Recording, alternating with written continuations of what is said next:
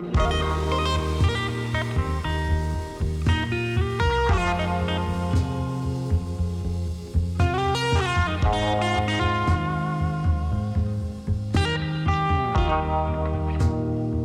you find locals don't give Toronto Hunt enough credit because it's a 9-hole course?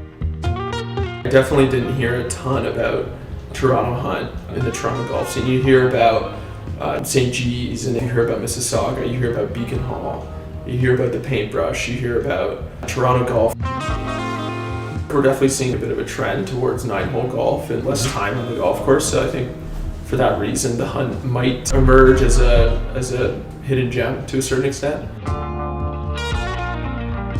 Hole 1 is a great risk-reward hole. You have definitely very visually intimidating, I find. For sure.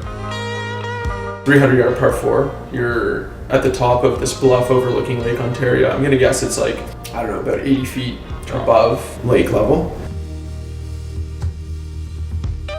Definitely narrow. I mean, the layup's hard, right? Like, and you're hitting 7-iron or 6-iron off the tee, and you might have a 10-yard wide gap to make sure you have an absolutely clear little 58 or 54 degree end of the green. So, bust out the driver. 1 in 5 times you might be putting for a deuce on the first hole, which is a good way to start the round of golf.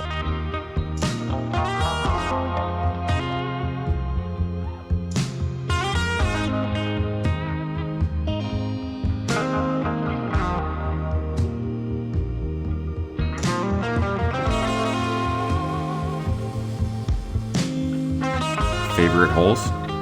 1, 3, 4 are definitely my favorite holes out there. I think the green on 3 has 3 main sort of tiers. On the left side, you get bunkering way down low and chipping up to an undulated green. If you're above the hole, you're not staying on the green. I've seen a lot of 3 putts there.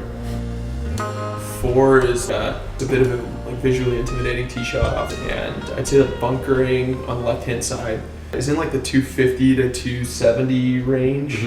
So it's definitely in play in terms of carry yardage. You can hit it on the right rough. It's just harder to hold the green, which is shaved off at the front, like the first 10 yards before the front of the greens. Shots where you want to get out a putter from 20 yards instead of bringing out your pitching wedge and hitting that bump shot.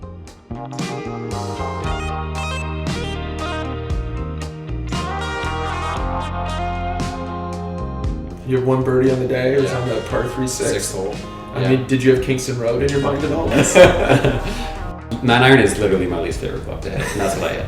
Like, as soon as I transitioned from a wedge to an iron, my mind's fucked. 9-iron swing thought for me is just weaken the crap out of my grip and just swing normally, and then it should still draw 10 yards. And luckily, everything lined up and it drew in nicely. 2,900, 3,000 yards from the tips. So this is not a modern golf course by any stretch of the imagination. You would assume with that yardage that the driver's staying home for the day, and that's definitely not the case. I mean, the golf course still allows for a lot of creativity, and you can choose whether to attack it or to have a more conservative approach. What do you think of 9? I loved it coming back towards the lake. It was just a perfect finishing hole. Did you hit 2-iron there? Yeah. And did you hit it like 290 or like? I had a good 2-iron. Nice. If you hit driver, the decision is, do you want to be in that valley heading up to the green, or do you want to kind of stay up top at the similar level to the green and have a slightly longer approach? And that might just be a personal preference thing.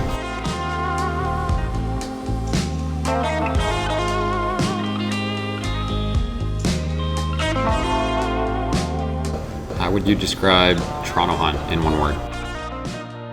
I want to say something about its setting and its beauty, but with the gnarly elements around the greens. So I don't know what the word is for that. No word in particular, but seriously, you hear stories about scratch golfers coming in and shooting 4 or 5 over par, and you would not expect that when looking at the scorecard.